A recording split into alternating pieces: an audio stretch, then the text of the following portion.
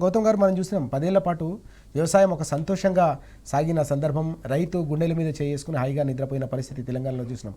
దశాబ్దాల కాల పాటు పడ్డ సాగునీటి కష్టాలు, కరెంటు కష్టాలు తీరినాయి. యూరియా సంక్షోభం అనేది కనీసం ఎక్కడ కూడా లేని పరిస్థితి. ఒక్క బస్తా యూరియా కోసం కూడా ఇబ్బంది పడిన సందర్భం లేదు. కానీ ఈ 20 నెలల కాలంలో మరోసారి దశాబ్దాల సమైక్య రాష్ట్రం నాటి కష్టాలన్నీ కూడా రైతును చుట్టుముడుతూ ఉన్నాయి. చివరికి రైతు అవమానాల పాల్పడుతున్నాడు.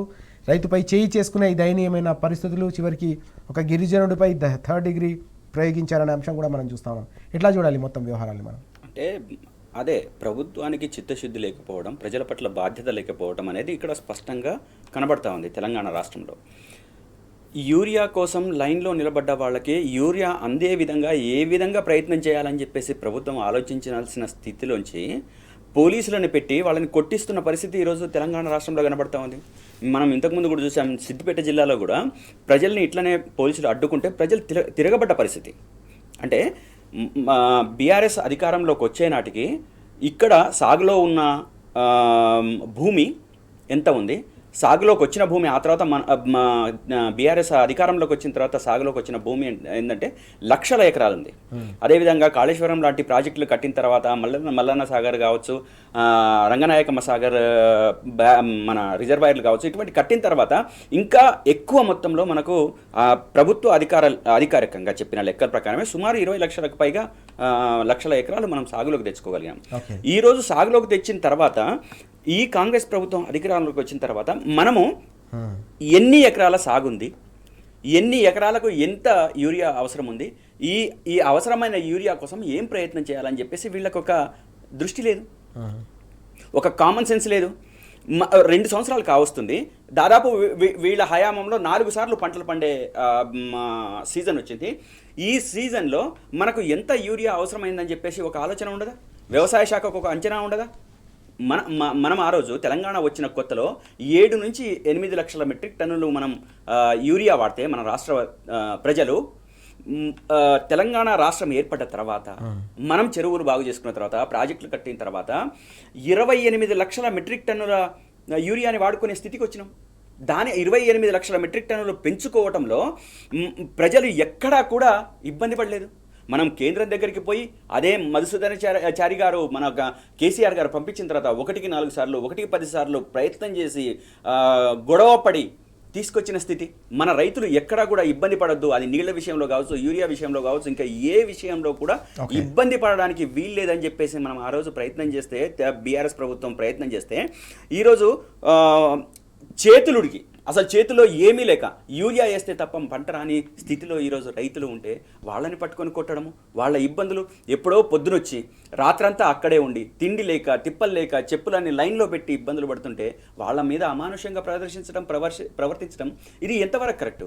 ఇది నిజంగా ప్రజాపాలనేనా? వీళ్ళు చెప్పుకుంటున్నారు కదా ప్రజాపాలనని.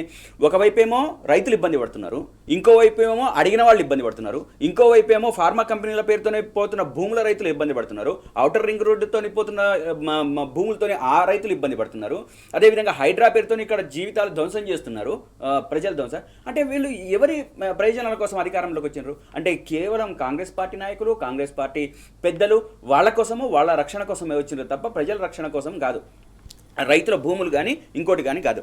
అదేవిధంగా ఒక గిరిజనుడు 3rd డిగ్రీ ప్రయోగించారు ఒక గిరిజనుడి మీద కేవలం ఈ నిరసనలో పాల్గొన్నది, యూరియా కావాలని నిరసనలో పాల్గొన్నందుకు ఇష్టం వచ్చినట్టు కొట్టి వాళ్ళ భార్య కాళ్ళ వేళ్ళ పడుతున్నా, బతిలాడుతున్నా, ఏమాత్రం కనికరం లేకుండా పట్టించుకోకుండా ఈరోజు 3rd డిగ్రీ ప్రయోగించడం అంటే కోమటిరెడ్డికి బాధ్యత లేదా? ఈరోజు కొత్త మాటలు మాట్లాడతాడు, కోతలు కోస్తాడు, పెద్ద మాటలు మాట్లాడే స్థితిలో ఈరోజు ఒక మంత్రిగా ఉండి పడే ఇబ్బందిని దూరం చేయాల్సింది పోయి ఈరోజు అడిగినందుకు ఇష్టం వచ్చినట్టు చేస్తారా? వాళ్ళ జీవితాల్లో వెలుగులు లేకుండా చేస్తారా? మీరు చీకటి తీసుకురావడానికి వచ్చినరా లేకపోతే వెలుగులు తీసుకురావడానికి వచ్చినరా? ఏ ఉద్దేశంతో వచ్చినారు ఈరోజు పరిపాలనలోకి? ప్రభుత్వం ఏ కోశాన మీరు ఆలోచించినా, ఏ రకంగా మీరు ఆలోచించినా ప్రజల భవిష్యత్తు కోసం ఎక్కడా కూడా మీరు ఆలోచిస్తున్న పరిస్థితి ఈ ప్రభుత్వానికి ఎక్కడ లేదు. వాళ్ళ కమిషన్లు చూడండి, ఇప్పుడు సర్పంచులు అనేక మంది వచ్చి గొడవ చేశారు, బట్టి విక్రమార్క చాంబర్ దగ్గరికే వచ్చారు, కాంట్రాక్టర్లు వచ్చి గొడవ చేశారు, వాళ్లకు డబ్బులు లేవు.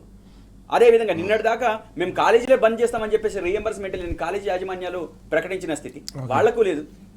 అంటే రీఎంబర్స్మెంట్ మన ఆరోగ్యశ్రీ విషయంలో ఈరోజు డబ్బులు ఇవ్వలేని పరిస్థితి. అంటే ఏ రకంగా చూసుకున్నా కాంగ్రెస్ ప్రభుత్వము ఇటు రైతుల విషయంలో కావచ్చు, ఇటు కార్మికుల విషయంలో కావచ్చు, సామాన్య జనం విషయంలో కావచ్చు, ఎక్కడా కూడా ఒక బాధ్యతాయుతంగా ఉన్న స్థితి అయితే కనపడట్లేదు. ఈ ప్రభుత్వానికి దాదాపు నాకు తెలిసి ఇప్పుడు ప్రజలు ఎట్లా ఉన్నారంటే ఈ క్షణంలో ఎలక్షన్స్ వస్తే ఈ కాంగ్రెస్ ప్రభుత్వానికి గట్టి బుద్ధి చెప్పాలని చెప్పేసి చెంప చెళ్ళు అనే విధంగా ఫలితాలు ఇవ్వాలని చెప్పేసి అనుకుంటున్న స్థితి.